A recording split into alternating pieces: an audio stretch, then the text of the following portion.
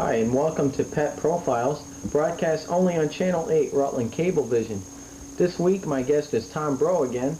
Hi Tom, how you doing? Good, Kelly, how are you? And we're going to talk about a few more things at the Humane Society. The first thing we're going to talk about is the community Christmas card. Yeah. It's a mouthful, all those C's. We call it the CCC. Yes, Kelly, the community Christmas card has developed into our most important fundraiser at the Rutland County Humane Society, and since it has done that, we've become very dependent on it, and we try to keep it building every year.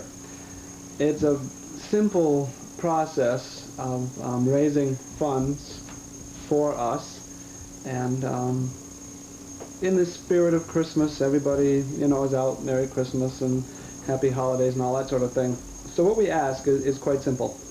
Instead of sending Christmas cards to local people in the greater Rutland area, we ask that you make a donation to the Humane Society instead, in the amount that you would have spent on the cards and the postage, say, or something greater even. Hopefully. And hopefully greater. Hopefully. And then, just before Christmas, about 1 or 2 days before Christmas, in the Rutland Herald, there will be printed a giant greeting card wishing a happy holiday to all our friends and neighbors, and it lists all the names of the people who have made a donation to us in this way. Some people put in their names, their children's names, some just put in their pets, some put in both, whatever. And this will be the 6th year we've been doing it now, and the card, this 6th year, and the card gets bigger and bigger, and it's taking up a full page, well, close to a half page in the Herald, and that's a lot when you're just listing the names down there. And we're making a few $1,000s off this, which is extremely important to us. So this is what we ask people. Which probably doesn't even last very long anyway. No, our budget's about $80,000 a year, so it takes a lot to do that. Because I know how much it costs just to feed my 2 animals. That's right. Plus the various other animals that I have. Exactly, and that's one of the smaller parts. So we ask people to participate in the community Christmas card, simply to send us a donation, state what it's for, and list the names as they want them to appear, like John and Jane Blow, or whatever it is, and just list the names and send it along. And it's not too early, because we're working on this now. This takes a great deal of effort to line up sponsors for our ads, because we have ads in the Rutland Herald to push the whole idea, to promote it. So we've started working on it a couple of weeks ago, so people can jump on the bandwagon anytime. And they want to make sure that they list as for the community Christmas card. That's otherwise they might not get listed. Exactly, because people are sending us money for a variety of programs that we have going on, so always just where the memo section is in the check, just put CCC, those 3 letters, and then I know automatically what it's for, and we channel it to the right program. That sounds like a very nice idea. I like that. Also, you have a sponsor a cage program there too, right? Whereas you get somebody sponsors a cage and actually takes care of various different pets. That's right, Kelly. It's something we started this last April. It's a new program, and we've been very pleased with the response. A lot of people out there don't have any more room for another pet, or are living someplace where they can't have a pet at all. And yet they're animal lovers. Exactly, and they want to have some participation in this whole idea. We are always in need of funds to help support the Humane Society. As I said, it costs us about $80,000 a year to keep the whole place going. Isn't peanuts. So we ask people to sponsor a particular cage. Let's just say cage 1, and in the cat room, or run one in the dog section. And they will pay either $5 or $8 a month. We ask them to sponsor for a minimum of 1 year, just so we can budget things out a little easier. For $5, they are sponsoring the food and care of any animal or animals that is in that cage while it waits for a home. For $8, the difference is shots. The animal is guaranteed its necessary shots to help protect it from disease. For this amount, we will guarantee the sponsor that the animal or animals that are in their cage will not be euthanized, that they will stay with us until they find a home. In other words, they won't be put to sleep. They will not be put to sleep, as it's called. Yeah. So this program is helping us to raise money and helping more pets to be able to stay a little longer until they find that just right home. And there's always somebody out there who's going to want them. There is, and it's heartbreaking for our staff to have had to, we've had an animal for 2 or 3 weeks because of requirements that had to be put down, Yeah. and then have somebody walk in the next day and be looking for that particular type. kind of Yeah. animal. That's heartbreaking. Oh, yeah. So this allows us the financial base to hold some of these animals a little longer. It has already, as I said, been very well received and very successful. Many animals have been placed into homes that otherwise would have been put to sleep. There's no question about it. So it's definitely definitely helping. It's definitely good. Because we don't let anybody who walks in the door walk out with an animal. We screen. We're very, very picky about who comes away with our animals. They have to meet our standards. The purpose of that, of course, is the protection of the pet. Also, you don't want them back next week. Exactly. So therefore, when we can hold them a little longer, we can afford to wait for that just right person to walk to the door looking for that particular cat or dog. So the Sponsor a Cage program is a real big fundraiser for us, but it isn't just raising the funds, it's specifically saving animals. All of our work is designed at helping animals in one way or another, but this program specifically helps animals in a given cage. And we're always looking for more sponsors, because when we handle almost 3,000 dogs and cats every year up there, our population is large. So if anybody wants to get involved in the Sponsor a Cage program, all I have to do is call the shelter for more details, and we'll ship them out a form which explains the whole thing, and when they have decided that they want to, they can fill it out and send it back, and it's painless. Then periodically they will receive pictures of some of the animals that they have supported, because we take pictures. We don't get all the animals because of the busy schedule at the shelter, but we get as many of them as we can, and then we ship the pictures out. So if John Doe is sponsoring this cat cage number 1, we'll take pictures, and once every month or 2 he's going to receive pictures of some of the animals that he a friend of mine, has been respectful of saving. is sponsoring a cage, and they were telling me about that, how they got pictures. And it's a great program, and a lot of people, we've had some senior citizens who are pretty much housebound. They're living in a house, and for physical reasons they don't get out. Or we even have a couple of people in nursing homes that are on this program, and they just don't allow look pets in forward. there. No, but they look forward to these pictures. They have them on their wall or their refrigerator, and they can look at these and say, these are my pets. Yeah, I am responsible for them being alive. Not being able to home. have any pet at all, they can have at least some contact with the animal. Sure, they can't sit and hold it and pet it, but they can have that feeling in their heart that I saved that animal. That's really wonderful. It's a great program. We love it. Now, what's meant by humane education? Humane education is another program, Kelly, that we carry on in area elementary schools. When people think of the Humane Society, they think of the animal shelter, and they think that's it. All we do is take in animals and put them out. We're just this little factory.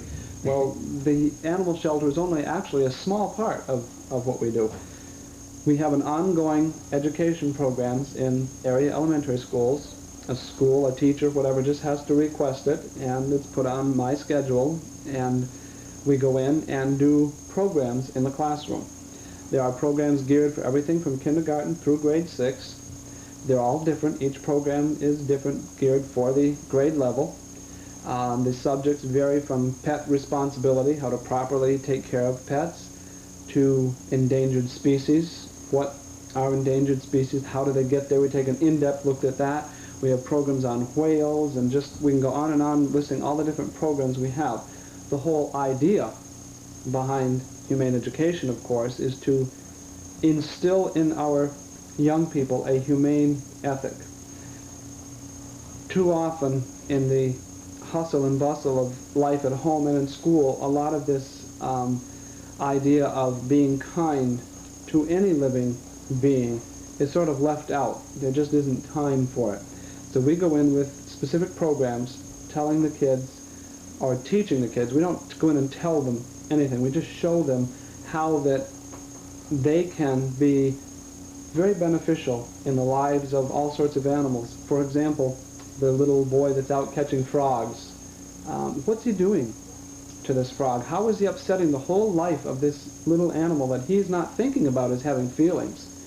And we try to impart in these children a sense of responsibility, that these animals are out there, and every time they're throwing a rock at a bird or doing anything, they are disturbing a living being that has feelings and needs and territory and so forth. This was brought into my attention when I was at a convention last year. The MSPCA, Massachusetts, there was one organization there, like your Humane Society, that they help sick pets. You know, it's like it was a hospital, and they even help grasshoppers. I couldn't believe that. They had a grasshopper with a broken leg, and they healed it and let it go. And that was just a grasshopper, and most people don't think that's small in life. Exactly, and this is the sort of things. We're not fanatical. We're not saying you can't swat mosquitoes or anything like that, but we're trying to show them that animals do have feelings. They have a place in this whole thing that is our world, and that every time we're removing a species of animals, for example, that we've just cut a niche out of our life as how it relates to everything. So we try to show them this and work it into the regular curriculum. We're not adding anything to the teacher's workload. We're trying to assist in the work that he or she is doing. Okay, now if we could talk about something that's really important now. It's concerning, we've talked about animals getting dog-napped or kidnapped before for laboratory test reasons and things like that. A lot of these laboratory tests are legal, and what they do is actually practice on the animal to see what's going to affect them. Exactly. If you could tell us more about that. All of the testing is legal. There is some research using animals that is perhaps arguably necessary when it's for human medical purposes, but there's so much that goes on out there that it's totally unnecessary. It actually gets blown out of proportion. It does. It's cruel, it's inhumane. The two I'd like to touch on today, Kelly, are the Dray's test and the LD50 test. What's specifically meant by Dray's test? Okay, the Dray's test is a test done by the cosmetic industry. Rabbits are the subject usually used because rabbits don't tear. They have no water in their eyes, so it doesn't throw things off. And let's just give an example. Let's just say we're going to test a shampoo for its safety. A new shampoo is being tested. All shampoos, aftershaves, perfumes, and makeup and cosmetics and everything has chemicals in it. It's all made up of chemicals. So to check on their human safety, they take a series of, say, 20 rabbits, and they put them in stock so that their heads are very firmly held so that they cannot move. Then they take the chemicals that are being tested, pull out the lower eyelid, and put the chemical in the eye. Now this rabbit, or these rabbits, have had no anesthesia, so they're feeling the full effect of the pain. Whether it's a Clorox or... Whether it's anything, and you know how it hurts when you get shampoo or aftershave in your eyes. Well, this is in concentrated doses. This is in strengths much more heavy than you would get in the product when you used it. No normal person would ever even come across. So the eye will become red, or it will swell up, or in some cases it will rupture. It will simply explode because of what has just been put on it. There's no need for this test because we humans are not rabbits. And we're not going to get that big dose and stick it in our eye anyway. That and the fact that none of these tests are valid because how a chemical reaction, human tissue and animal tissue, are two entirely different things. This has been proven time and time again. Why do they do it? So that if you were to use a product and have some allergic reaction and sue the company, they could say, well, we tested it on 5,000 rabbits and the results were. So it's to protect themselves from lawsuits. It has no bearing on the product. It has no bearing on anything at all. It is cruel and inhumane. The LD50 test is even worse, if that's possible. It stands for lethal dose 50%. A household cleaning product, such as a bleach or a toilet cleanser or a floor cleaner or something, is coming on the market and they want to test it. So they take it and pour it down the throats of usually dogs. They force feed it to them straight. Again, no anesthesia, nothing. And they keep doing it until 50% of the dogs die. What does it prove? It proves that the stuff is deadly. That's all. Kill them. Exactly. It proves nothing. It has no basis in scientific research, and yet this is done under the auspices of highly educated, PhD degreed individuals. There's no need for it. It again does not correlate to humans because dogs and people react differently. Sure. The sad, really sad part, Kelly, is that there are tests which will prove positive results that involve no animals, no suffering, and they're much cheaper to run.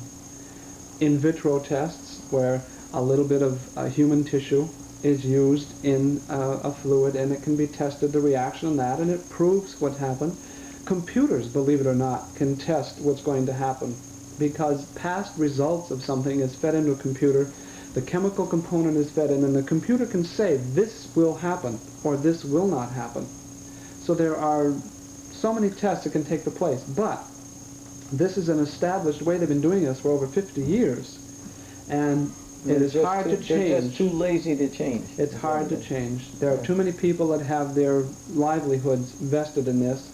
The companies are nervous about changing for the reasons of lawsuit, and yet if they use these other tests, they would be much safer legally because it's done on human tissue and something that is valid for humans, Yeah, I not would animals. think that if they were to get sued, that their lawyer would bring this up, that it wasn't tested on humans, that it's not going to affect them the same way. That A smart lawyer would Yeah. bring this up, and the case would have to go And then maybe for the subject. maybe that's what it's going to take to change it. What it's going to take is people to stop using the products, to simply write Boycott. to the products companies and say, I will no longer use your product because you test with animals.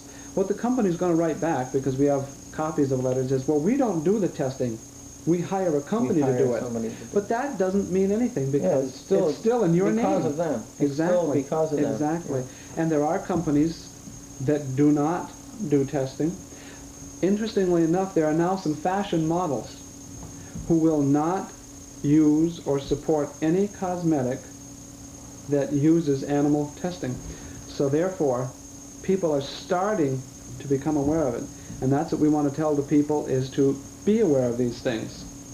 And write to the company and simply say, we'll no longer use your product because, and if they get enough of this, then they're going to say, well, we've got to change, Well, and they'll use these how other do you tests. go about finding out if the company is using it to test on animals? You know? We have a list at the shelter of companies that use and don't use. I can say flatly that any cosmetic or personal care product that you're going to find in the stores locally, except for 2 smaller brands, use or support testing on animals. So almost all of them. I'm not going to give any names now, but all the biggies, whether they're door-to-door selling rather, or whether you go out into your pharmacy or whatever and find them, these all use animal testing. Testing that is cruel, it's gross, it's horrendously inhumane and unnecessary. That's the key. It is so unnecessary. It is not protecting anybody.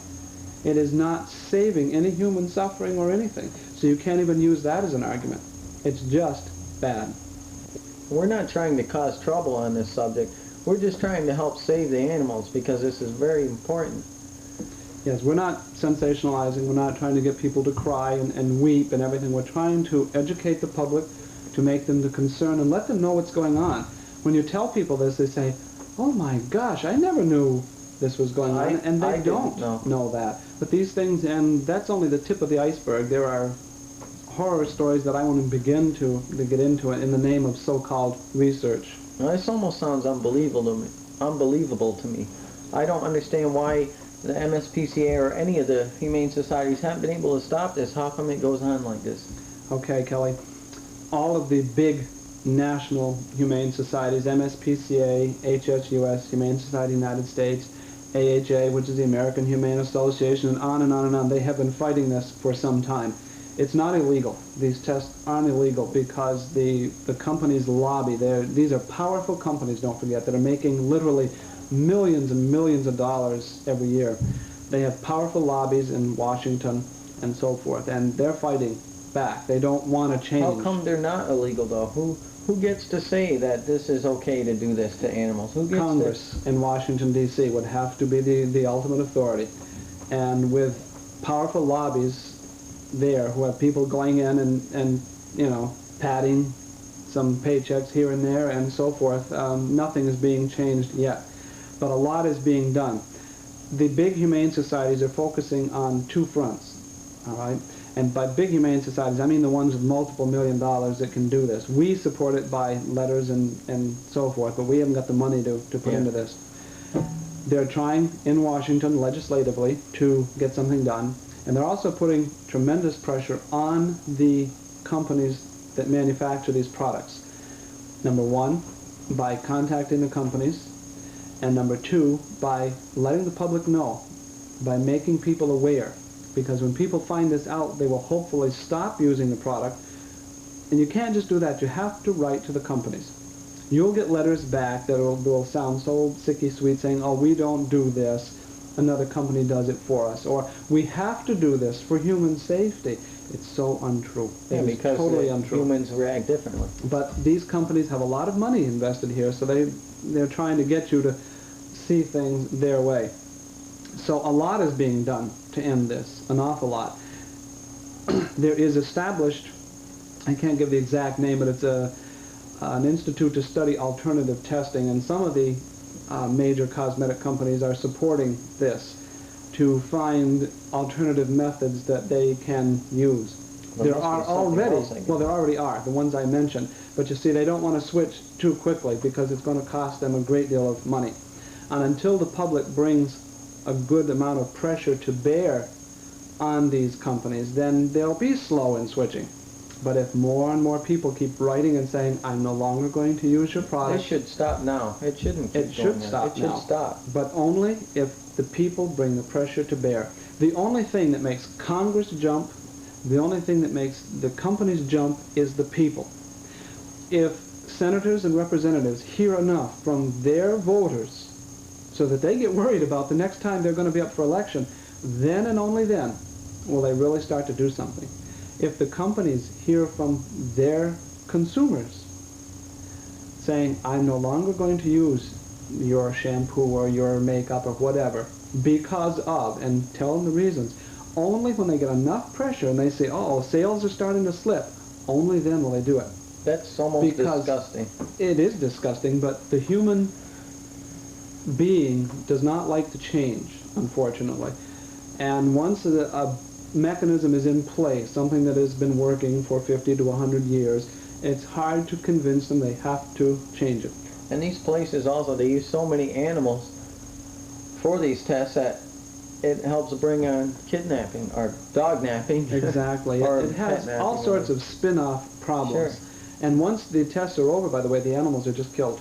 Sure. And not always in the best ways. They're just literally, they're so much garbage to these people.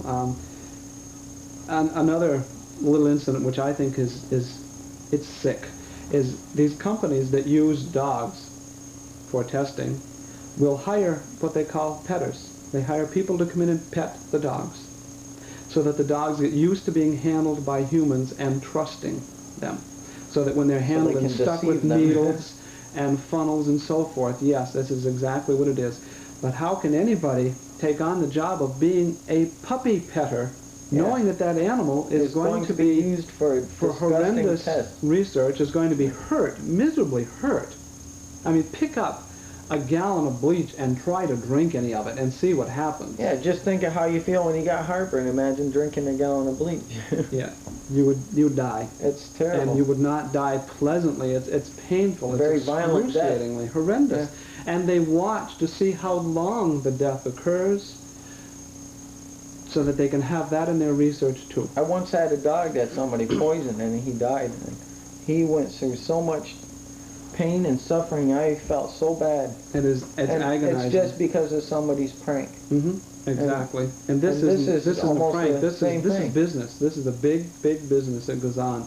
So this sort of thing. And they actually make money from this, don't they? Oh, it's a multi-million-dollar industry. They make money from hurting animals. Exactly, and it's something that we've got to bring an end to. Now, can you think of anything that we can do, or you can do, anybody, any of us can do to bring this more to the attention of the public? Because, you know, like this show is not going to be showed on national television. Is there anything that we can do ourselves? Everybody. Help everyone know. Everyone should know about this. Can do something. There are 3 things you should do. Number 1, you should write to your congressmen and senators. Number 2, you should write to the companies and explain to both your concern. The third thing, as far as helping to publicize, and I mean, most people can't afford to or have the expertise to go out and put a full-page ad in the local papers or to buy TV or radio time, but support some group that does. Lend your support, or simply write a letter to the editor in the paper. Well, I'm going to make it a point to mention this after every show. Good. It's cheap. You can write a letter to the editor, for example, of the Rutland Herald. Doesn't cost you anything. Voice your opposition to these tests, and people read these. The letters to the editor column in any paper is one of the first things people look at, because they're trying to see what others feel on issues, see if it's anybody they know, if it's a subject they are interested in. That way you will reach literally thousands of people just in this little area. I had such a letter back a few months ago, and the response was very, very good. People sending to me for a copy of this list of companies that do not use animal research. The response was very good. There is another group that's going to be having a big ad in the Rutland Herald soon opposing this whole thing and trying to make it public, so that there is an ongoing fight, and simply be aware of it and be ready to do whatever you can when something comes up and asks for your help. Be there. We should try and work harder to get this thing rolling. It will count. People make a difference. The common thing you hear from somebody is, my vote doesn't count, or, oh, they're not going to listen to my letter, or, oh, Senator so-and-so is never going to see my letter. Those are the same people that are complaining about the president and their Exactly, and it's wrong, because they do hear. Maybe it's a staff member that actually reads the letter, but he is tabulating all of this, and he will tell Senator so-and-so that we received 52 letters against the Dre's test. Maybe we'd better start doing something. So everyone counts. Believe me. I am in contact with Senators Stafford and Leahy and Congressman Jeffords all the time on a variety of issues. They are responsive. We've got 3 very good representatives in Washington. We can be very proud. They get back to you right away. Well, and it's not a letter from one of their staff members. It's one of them. They are aware of what's going on, and they do get back to you saying, thank you for your concern, and they'll state their positions.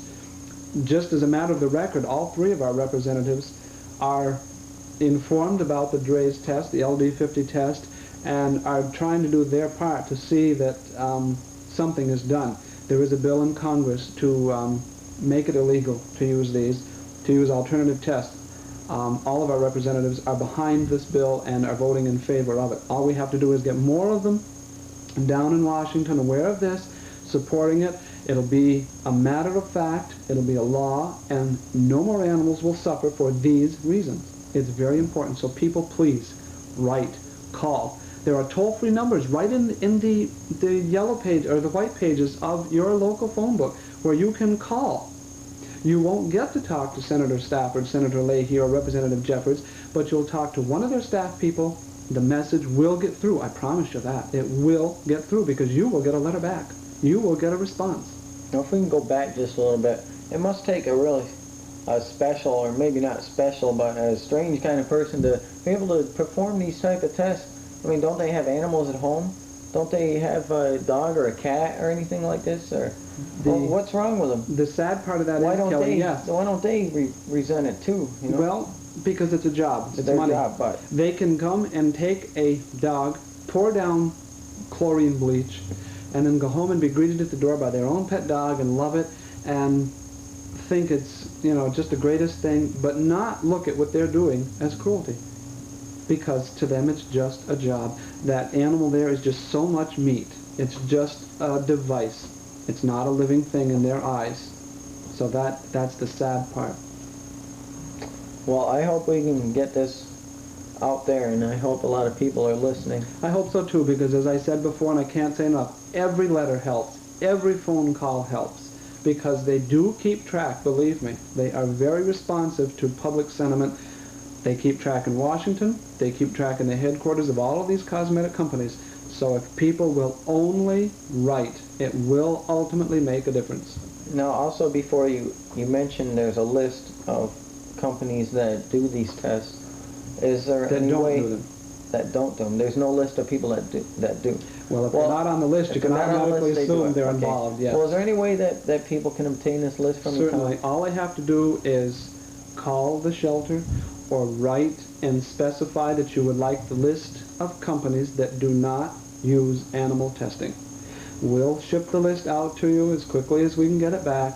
All you have to do is say you want the list of companies that do not do animal tests. So either call the shelter and ask one of the girls up there, or write and ask me, and we'll give you the list. Now, if we can move on to another subject, I wonder, Tom, if you could let us know a little bit about the Rutland Valley Kennel Club.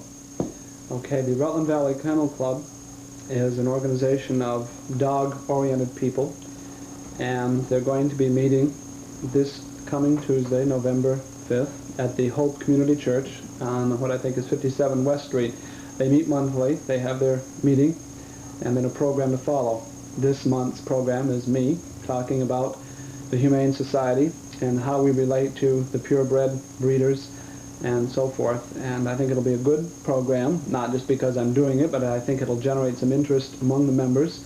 They're a very strong membership. It's a good organization, a very good one. And I'm going to be doing the program. I have a tape program called Charlie traces the life of a dog and how it's abandoned and so forth. And I know that the club likes to have new people that are interested, and I'm sure they wouldn't mind if somebody came along. The meeting starts at 7, and I will be going on at 8:30, and that's at the Hope Community Church on West Street in Rutland. And I'm sure that they won't mind if anybody just comes in to see how it works, and they can sign up some prospective members. Well, that sounds very interesting, Tom. Now, don't go away, because we have Pet of the Week on right after this show with Tom Browe. Thank you very much, and have a nice day.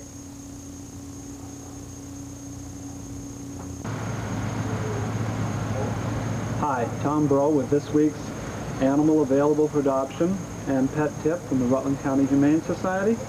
This is a young female gray, slightly tiger cat. We don't know its age or anything else about it because she's a stray. It came to us as a stray.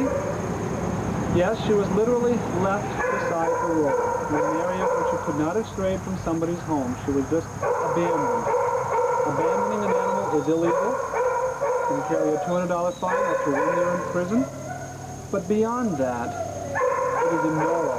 What would happen to this beautiful little animal if it hadn't been found by somebody? Would she have been hit by a car, starved, attacked by other animals? What would have been her fate? If anybody has an animal that, for whatever reason, they cannot keep, please call the Humane Society. Don't just abandon an animal to whatever fate. This little lady is lucky because now she is here and she will stay with us until she has found a good home. So our suggestion for this week is, please do not ever abandon an animal. A cat, a dog, they cannot fend for themselves, regardless of their instincts of many, many, many years past. They can only survive with the help of humans. Thank you.